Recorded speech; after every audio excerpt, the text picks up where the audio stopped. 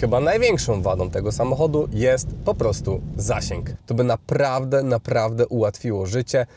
Takie przysłowiowe świerszcze, ja to nazywam. Dzisiaj nieco bardziej na luzie chciałbym z Wami porozmawiać i podzielić się moim doświadczeniem z pierwszych miesięcy użytkowania Tesli Model Y Juniper. Kiedy sam rozważałem zakup tego samochodu, próbowałem znaleźć podobne treści w internecie czy też na YouTubie i muszę stwierdzić, że rzadko kto mówi o słabych stronach tego auta, dlatego postanowiłem sam nakręcić taki film, niezobowiązany wobec nikogo ani niczego, mówiący tylko i wyłącznie z własnego doświadczenia, jak to auto użytkowało się przez te ostatnie miesiące. A więc nie przedłużam dalej, zapraszam na odcinek. A i jeszcze jedno, jeśli nie subskrybujesz mojego kanału, zachęcam Cię do subskrypcji, polubienia lub zostawienia komentarza. Zaczynamy! Ok, więc w takim razie zacznijmy może od wad Tesli, czyli coś, na co z pewnością wszyscy czekają, żebym zaczął punktować wszystkie po kolei wady, jakie są tej Tesli. Ale zanim to zrobię, chcę powiedzieć jeszcze jedną rzecz. Nie jestem nowym użytkownikiem samochodu elektrycznego. Miałem samochód elektryczny wcześniej, jeździłem samochodem elektrycznym, użytkowałem dość długo, przejechałem nawet 100 000 kilometrów wcześniejszym autem, więc wiem, z czym to się wiąże, wiem, jak to wygląda i wiem doskonale, na co się pisałem. Więc pierwszą podstawową i chyba największą wadą tego samochodu jest po prostu zasięg.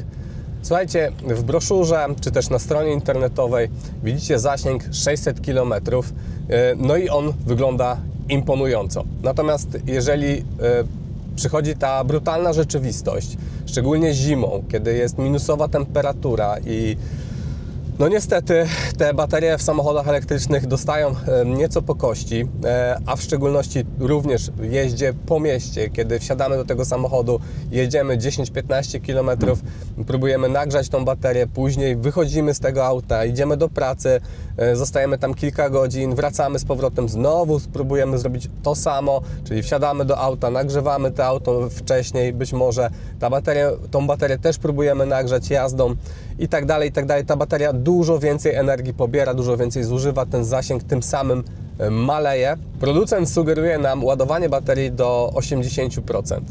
No a rezerwa, ta przysłowiowa rezerwa zaczyna nam się około 20%. Czyli de facto do dyspozycji mamy tylko 60% baterii w samochodzie, co przekłada się na zasięg zimą około do 200 km. I jeśli macie przydomowe gniazdko, jakiegoś wallboxa, czy też parkujecie samochód pod domem, gdzie macie dostęp do tego gniazdka, możecie podłączyć te auto, to nie ma z tym większego problemu. Ale jeżeli musicie korzystać tylko i wyłącznie na publicznych ładowarkach, czy też superchargerach Tesli, no to uważam, że w tym momencie może być to nieco kłopotliwe i no, wymaga częstych wizyt na takiej stacji. Długie one nie są, natomiast będą to dość częste wizyty. I w porównaniu do mojego poprzedniego samochodu, czyli Nissana Leafa, którego ładowałem zimą średnio co 1, co 1,5 dnia, tak Teslę muszę ładować co 2, maksymalnie co 3 dni. Więc przyznam Wam szczerze, że byłem nieco rozczarowany, bo patrząc na te wszystkie dane techniczne na stronie producenta, 600 km, nawet biorąc pod uwagę, że ładujemy auto tylko do 80%, to powiedzmy, że zostaje tych kilometrów nam 500 minus zasięg zimą, bo wiadomo z zimą, że ten zasięg spada też powiedzmy około 30%. Natomiast nie spodziewałem się, że będzie to tylko około 200 km. No oczywiście to zupełnie inaczej będzie wyglądało na trasie, kiedy ładujemy to auto jednak do 100%. Pozwalamy też, żeby ta rezerwa była nieco głębsza, bynajmniej w moim wypadku, załóżmy do tych 10%, 15%, więc ten zasięg realnie będzie dużo wyższy niż te 200 km. Natomiast jeśli chodzi o taką zwykłą, codzienną jazdę po mieście i podłączanie tego auta, no niestety musicie być na to przygotowani. Drugą i kolejną sprawą to jest promień zawracania w Tesli. I nie wiem, jak to wygląda w innych modelach, czy to w modelu 3, czy w modelu Y z napędem na tylnią oś. Natomiast tutaj w tym modelu, który ja posiadam, czyli Y z napędem na wszystkie 4 koła, on jest po prostu ten promień zawracania fatalny. Fatalny, muszę to przyznać, że no jest tak słabym autem, takim autem z tak złym promieniem zawracania jeszcze nie jeździłem. W szczególności uwypukla to się w parkingach podziemnych, gdzie są te filary podtrzymujące strop i tam trzeba często lawirować między nimi, skręcać. Jest ciasno po prostu, jest bardzo mało miejsca. Wtedy ten promień zawracania jest właśnie najbardziej odczuwalny. No i oczywiście przy parkowaniu tyłem. Ja bardzo lubię parkować tyłem samochodem. Niestety parkowanie praktycznie na raz tyłem jest niemożliwe. Nie wiem, być może są lepsi ode mnie, być może są bardziej wczuci w ten samochód ode mnie, natomiast ja parkować tyłem na raz nie potrafię, rzadko mi się to udaje, nawet kiedy nie ma żadnych aut w pobliżu mnie, te parkowanie dalej mi nie wychodzi tak, jakbym tego chciał. Ok, w takim razie, żeby nie było tak źle i negatywnie, więc powiem kilka dobrych rzeczy z kolei na temat tego samochodu. No przede wszystkim najfajniejszą, najwspanialszą rzeczą w tym samochodzie to jest, słuchajcie, moc i przyspieszenie. No 514 koni w rodzinnym SUV-ie to jest naprawdę więcej niż wystarczająco. I można pomyśleć sobie, no okej, masz 514 koni, z czasem Ci się to znudzi. Nie, to mi się nie znudziło. Nawet już po tych kilku miesiącach, kiedy się przyzwyczaiłem do tego auta, dalej raz dziennie przynajmniej lubię sobie wdepnąć ten pedał przyspieszenia do podłogi, poczuć te przyspieszenie, poczuć tą frajdę. W szczególności tutaj chyba nie wiem, czy mogę mówić, ale okej, mój syn bardzo to uwielbia, no po prostu jara go to strasznie, żebym przyspieszał cały czas. Także jest to naprawdę świetne uczucie i myślę, że należy to zaliczyć do bardzo dużych plusów tego samochodu, bo nie każdy samochód oferuje aż tak dużą moc i tak wysokie przyspieszenie w swoich produkcjach. Drugą taką pozytywną rzeczą to będzie komfort i wyciszenie. I tak wiem, bardzo dużo również czytałem opinii na temat tego, że Tesla jest słabo wyciszona, że te materiały są źle spasowane. O jakości wykonania i spasowania tych materiałów to można znaleźć już naprawdę legendy na internecie. Natomiast z mojego doświadczenia, co prawda krótkiego, ale jednak uważam, że Tesla jest, przynajmniej model Juniper, naprawdę bardzo dobrze wyciszona. Sprawdzałem to przy prędkościach 120, nawet 130 km, tylko nie mówcie nikomu, w tunelu, gdzie tunel jest raczej wymagający, ponieważ ten echo, ten hałas zupełnie roznosi się inaczej i w tym samochodzie jest naprawdę dalej cicho. Testuję również inne samochody, jeżdżę tym tunelem, tymi samochodami często chińskimi, nawet niektórymi, które chcą aspirować do tej klasy premium i muszę Wam przyznać, że Tesla naprawdę, jeśli chodzi o wyciszenie, jest w czołówce tych wszystkich aut. Okej, było miło, było sympatycznie, jak to Zbigniew Boniek mówi. Czyli także było miło, sympatycznie i przyjemnie. Więc teraz przejdźmy znowu do kilku wad tego samochodu. A dokładnie chodzi mi o użytkowanie kamer zimą w tym samochodzie. Zimą wiadomo, jakie są warunki drogowe, wszędzie jest chlapa, te samochody jadące z nadprzeciwka cały czas narzucają nam jakieś błoto, jakiś śnieg, jakiś roztopiony śnieg na przód tego samochodu i ta przednia kamera cały czas w zasadzie jest brudna, zarówno przednia, jak i ta tylnia również. Tesla ma to do siebie, że mimo chlapaczy z tyłu to cały czas narzuca tą warstwę soli, śniegu, tego wszystkiego, co leży na ulicach, na tylnią kamerę i te kamery się bardzo często brudzą, przez co możemy dość często mieć na właśnie wyświetlaczu informację, że kamery częściowo nie działają, co utrudnia tak naprawdę codzienne użytkowanie tego samochodu, ponieważ czy podjeżdżamy do jakiejś przeszkody, czy też parkujemy w jakimś ciasnym miejscu, ta kamera jest nam potrzebna. Nawet jeżeli podjeżdżamy gdzieś bliżej w jakiejś, słuchajcie, jest słupek przed nami, ta Tesla jest dość wysoka, ta maska jest dość wysoka, Końca tej maski również nie widać w tym samochodzie i ta kamera w zasadzie jest niezbędna. Przez to właśnie, że one są tak brudne, czasami się po prostu nie włączają. I wiem, jest dedykowany przycisk na wyświetlaczu, żeby przemyć tą kamerę przednią, natomiast nie ma dedykowanego takiego przycisku, żeby przemyć kamerę tylnią. Uważam, że mogłoby się pojawić w którejś aktualizacji zsynchronizowanie tego, żeby można sobie tą funkcję, tą opcję włączyć, synchronizowanie wraz ze spryskiwaczem wycieraczek.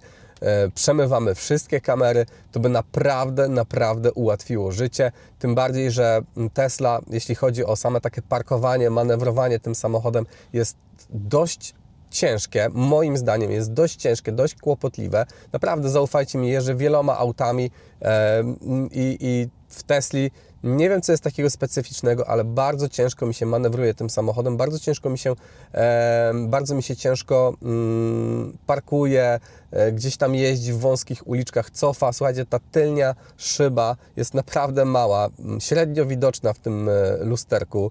Gdyby to było być może te lusterko wsteczne cyfrowe, to też zupełnie inaczej by wyglądało, dlatego w większości opieram się tylko i wyłącznie na kamerach, no a w momencie, kiedy są one brudne, mało przejrzyste, mało widoczne, no to niestety to wszystko bardzo słabo wygląda. A więc tak jak wspomniałem, fajnie by było, gdyby, wiem, że nie ma fizycznego chyba żadnego podłączenia, jeśli chodzi o spryskiwanie czy też mycie tej tylnej kamery, po prostu trzeba to zrobić zimą, palcem, najczęściej robię to, kiedy otwieram bagażnik, natomiast w przedniej kamerze mogłoby być to zrobione i zsynchronizowane z przyciskiem na kierownicy, kiedy włączamy te mycie szyb, czy też żeby ten spryskiwacz zrosił tą szybę, bo to jest tak zmontowane, że kiedyś w ciężarówkach też taka opcja była, że on nie rzuca nam tego płynu do spryskiwaczy na szybę, a wycieraczki nie przecierają, tylko po prostu wycieraczki, w Mercedesach też tak było, że pod wycieraczką jest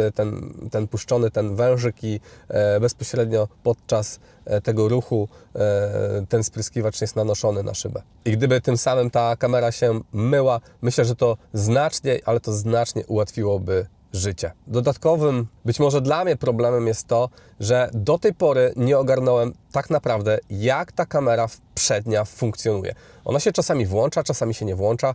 Ja w ogóle tego nie rozumiem, słuchajcie. Podjeżdżam do przeszkody, ona kompletnie się tutaj nic nie załącza. Bazujesz tylko i wyłącznie na tej całej animacji, która jest w aucie. Natomiast sama kamera się nie uruchamia, nie załącza. Nie wiem, o co chodzi. Czasami dla mnie to ona pracuje w taki sposób, jakby miała swoją fanaberię. Raz czasami się włączam, a raz nie włączam się. Więc zupełnie nie wiem, jak to funkcjonuje. W innych samochodach, kiedy podjeżdżasz do jakiejkolwiek przeszkody przodem, czy to jest niski krawężnik, pień, palik, słupek, inny samochód, ściana, ta kamera zawsze się aktywuje. Natomiast tutaj ona czasami się aktywuje, czasami się nie aktywuje, jak mi się chce, jak mi się widzi. Dlatego do tej pory tego nie ogarnąłem. Jeżeli wiecie, o co chodzi, może lepiej przeczytaliście instrukcję obsługi Tesli ode mnie, więc dajcie znać, z chęcią przeczytam, o co w tym tak naprawdę kaman. Ok, więc trochę się powyżywałem. Teraz z powrotem przejdźmy do kilku zalet tego samochodu. A więc i tu będę pewnie kontrowersyjny, w szczególności dla wielkich fanów chińskiej motoryzacji. Chodzi mi o wnętrze i jakość wykończenia tych materiałów w Tesli. Im dłużej jeżdżę tym samochodem, tym bardziej przekonuję się, że te wnętrze zostało naprawdę bardzo dobrze przemyślane. I nie chodzi mi tylko o ten minimalizm, który panuje w środku.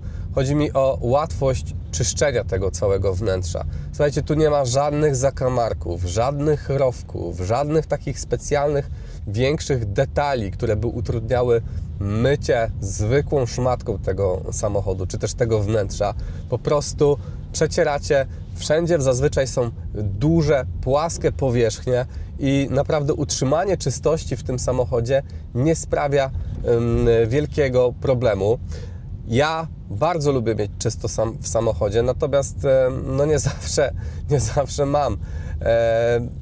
Ze względu na to, że w większości to auto użytkuję jednak też moja żona z moją rodziną, a ja je po prostu myję i czyszczę. Zresztą zawsze tak było przy każdym samochodzie, więc ta najgorsza robota spada, że tak powiem, na mnie i stąd moje doświadczenie na ten temat, że te wnętrze jest naprawdę bardzo łatwe do utrzymania. No i kolejna też taka, myślę, że pozytywna rzecz i pozytywny aspekt tego samochodu to jakość spasowania tych materiałów. Słuchajcie, ja często lubię naprawdę jeździć w kompletnej ciszy, bez radia, bez muzyki, nic, absolutnie nic. Wtedy mam chwilę, żeby pomyśleć, żeby trochę się wyciszyć, uspokoić, zastanowić się i tutaj naprawdę nic, kompletnie nic mi nie rozprasza, nie przeszkadza. Tak jak w innych czasami samochodach mamy takie przysłowiowe świerszcze, ja to nazywam, tak tutaj naprawdę wszystko jest cicho, tutaj nic kompletnie nie drży, nie puka, nie stuka. Jedynym problemem chyba być może dla mnie będzie dość głośny nawiew, nawet na ręcznym sterowaniu, na pierwszym tym poziomie, on jest dość głośny, bym powiedział, natomiast on tylko przeszkadza mi wyłącznie podczas postoju. Jeśli chodzi o jazdę, mało go słychać, ale cała reszta naprawdę jest bardzo dobrze, uważam, spasowana, wszystko jest sztywne, nic nie puka, nic nie brzęczy, nic nie stuka, więc to jest dla mnie bardzo duży plus, jeśli chodzi o to auto. No i już ostatnią rzeczą, którą chciałbym się odnieść w tym samochodzie, przepraszam, to będzie plus, niestety nie znalazłem jakiegoś innego takiego większego minusa. To, słuchajcie, jest system audio. System audio, on nie jest sygnowany żadnym brandem. Nie jest to Burmester, nie jest to Sonus Faber, nie jest to Bauer & Wilkins. Natomiast ten sprzęt audio gra naprawdę bardzo dobrze. To jest jedna z wyższych półek w autach, którymi jeździłem.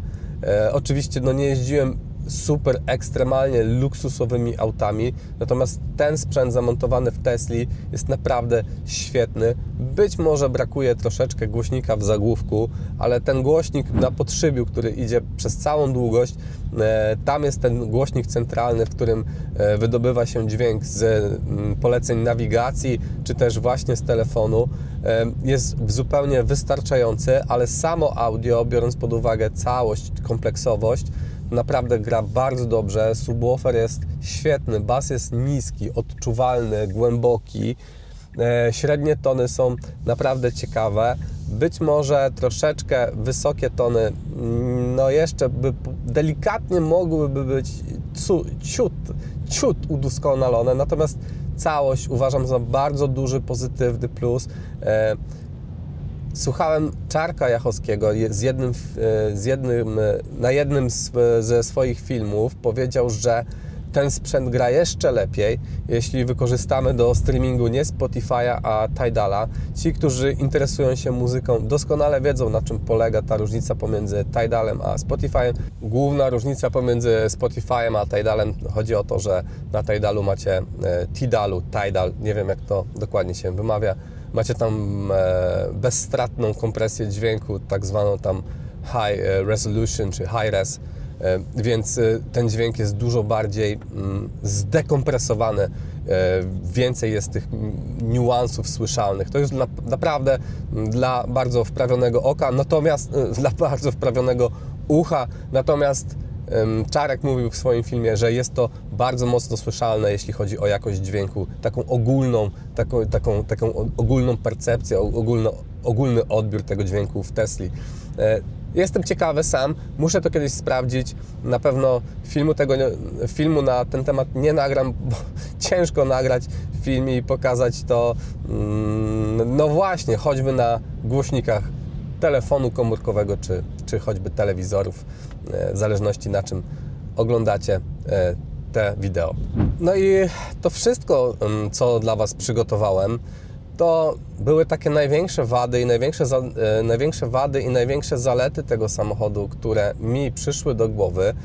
Oczywiście mógłbym jeszcze powiedzieć o wadach, na przykład jak piszczące hamulce, no ale wiem, że teraz niedawno wyszedł jakiś biuletyn, na który można się powoływać i bezkosztowo te hamulce są naprawiane w Tesli. Jeśli chodzi o samo piszczenie tych hamulców, to jakoś ono mi tak skrajnie nie zdawało o sobie znać. Oczywiście czasami się zdarzało, że piszczą, szczególnie przy bardzo, bardzo delikatnym hamowaniu i kiedy te hamulce były zimne, czyli przy tych niskich, ujemnych temperaturach, też nawet plusowych, ale zazwyczaj to jest 1-2 hamowania i te hamulce zaczynają już pracować normalnie. Mi jakoś specjalnie to nie przeszkadza. W najbliższym czasie nie planuję w ogóle tego w żaden sposób naprawiać, chyba że zacznie mi to jakoś mocniej doskwierać, czy też mocniej mi przeszkadzać. Wtedy pewnie zgłoszę serwis i spróbuję to naprawić. I już na sam koniec chciałbym się jeszcze odnieść do jednej kwestii, która z 2 tygodnie temu szalała po internecie odnośnie tego, że 44% Tesli w Niemczech i w Danii nie przychodzi pierwszego przeglądu technicznego. I jako człowiek, który mieszka już kilkanaście lat w Norwegii, wiem, jak to działa. W zasadzie od samego początku miałem samochody, jeździłem właśnie na przeglądy techniczne, więc myślę, że kilka słów na ten temat mogę powiedzieć z perspektywy użytkownika, a nie tylko komentatora. Pierwszą rzecz, którą trzeba wziąć pod uwagę, to fakt, że w Danii i w Norwegii panują zupełnie inne warunki atmosferyczne niż w Polsce czy choćby w Niemczech. Zimy są dłuższe i nie mówię tutaj o zimach stricte ze śniegiem, tylko po prostu chłodne dni. Chłodne dni są o wiele dłuższe w ciągu roku, w skali całego roku. Szczególnie na zachodnim wybrzeżu Norwegii jest bardzo dużo deszczu, jest ta sól morska, ponieważ wiadomo, zachód Norwegii jest praktycznie od strony Morza Norweskiego. Tak samo Dania, Irland, Sjælland, szczególnie Sjælland, przecież to jest w zasadzie wyspa, gdzie łączy się Morze Bałtyckie z Morzem Norweskim, czy też bardziej, słuchajcie, z Morzem Północnym. Więc ta ilość soli w powietrzu jest naprawdę bardzo duża. Te warunki atmosferyczne są zupełnie inne, bardziej wymagające i bardziej trudne dla aut i nie tylko elektrycznych, zwykłych aut różnych firm, różnych producentów. Więc wydaje mi się, że to będzie czynnik jako pierwszy. Drugim czynnikiem jest to, że Norwegia czy też Dania ma bardzo, bardzo restrykcyjne przeglądy techniczne. Tutaj, słuchajcie, naprawdę wszystko jest sprawdzane i to tak jest sprawdzane, wiecie, z książką w ręku. W sensie są pewne wytyczne co do tego przeglądu i zazwyczaj warsztaty po prostu podążają za tymi wytycznymi. Nie ma żadnych taryf ulgowych. Jeżeli coś stuka, coś puka, coś jest luźne i tak dalej, wszystko jest wymieniane, czy też zlecana jest wymiana, bo auto po prostu takiego przeglądu nie przejdzie. No i trzecia sprawa to jest fakt, że Tesla nie wymaga od swoich konsumentów żadnej książki serwisowej. To oznacza, że nie musimy jeździć na regularne, zaplanowane przeglądy, jak w przypadku innych producentów, co 15, co 20 tysięcy i tak dalej. Tesla po prostu wyszła z założenia, że jeżeli serwis będzie potrzebny komuś, to po prostu zgłosi to w aplikacji i wtedy ustalą godzinę, czy też mobilny serwis przyjedzie na jakąś tam wymianę, naprawę i tak dalej. Więc teoretycznie, nawet nie teoretycznie, a praktycznie wygląda to tak, że kupujecie Teslę z 5-letnią gwarancją, po czym w ogóle w niej nic nie robicie przez załóżmy 4 lata, jedziecie na przegląd techniczny i jesteście zdziwieni, że nie wiem, hamulce są do poprawy, czy też wahacz jakiś tam lewy, prawy już jest wybity i należy go wymienić, mimo że pewnie w niektórych krajach to ten jeszcze wahacz by się nadawał. Panie, to dobry wahacz.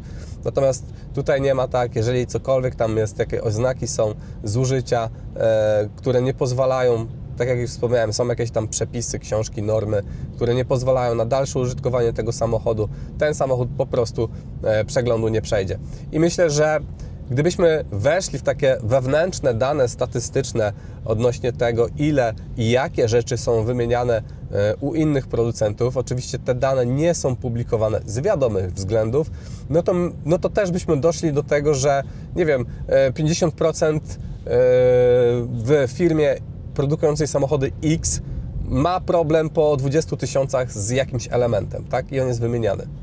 Pewnie tak by było. Pewnie byśmy znaleźli kilka takich przykładów. Natomiast te dane nie są publikowane, ponieważ to są dane wewnętrzne firmy. Natomiast jeśli chodzi o przeglądy techniczne, no to wiadomo, te dane są publiczne, dlatego też można było stworzyć taką statystykę, no i się po prostu nieco wyżyć na Tesli. Kończąc to wszystko, żeby nie przedłużać za bardzo, myślę, że największym dowodem na to jednak, że Tesla nie jest takim złym samochodem, jest fakt, że praktycznie w każdym roku, czy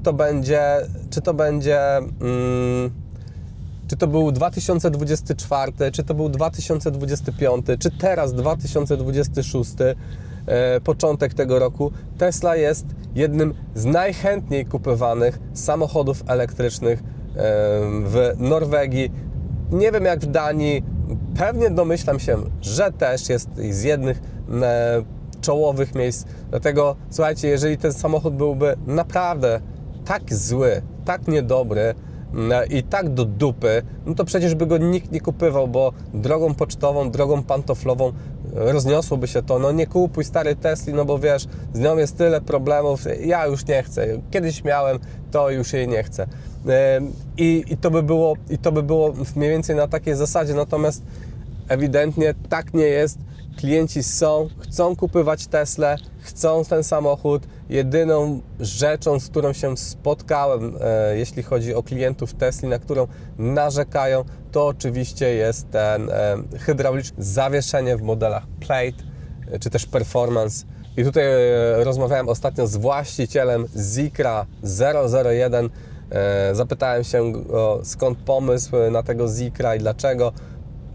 Powiedział mi, że posiadał wcześniej Y Performance z pneumatycznym zawieszeniem, więc zmienił na Zikra bez pneumatyki, ponieważ z nią było bardzo dużo problemów. No i oczywiście to już tylko na marginesie, naprawy w Norwegii czy w Danii są absurdalnie drogie.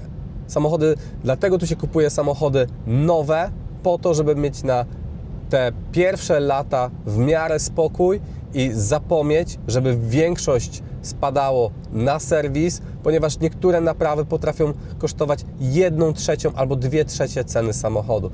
Naprawdę, słuchajcie, kupienie Audi Q8 jakiejś 14-letniej tutaj na miejscu w Norwegii, to jest po prostu, jeżeli nie znacie się na mechanice, nie jesteście w stanie sami niczego zrobić, to może być strzał w kolano.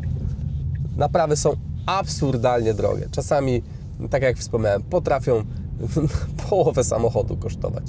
Nic. Dzięki. To wszystko na dzisiaj ode mnie. Dajcie znać w komentarzu, czy naprawy w Polsce też powinny być takie drogie i wtedy ludzie by kupywali częściej nowsze auta po to, żeby właśnie uniknąć kosztów i po prostu wydać jest czasami lepiej na samym początku niż później cały czas wrzucać i wrzucać w ten samochód praktycznie bez końca. Do zobaczenia w kolejnym odcinku. Wiem, było kontrowersyjnie, być może nie, być może się niektórym podobało. Zostawcie komentarz, co o tym wszystkim myślicie i widzimy się w następnym filmie. Pozdrawiam, cześć!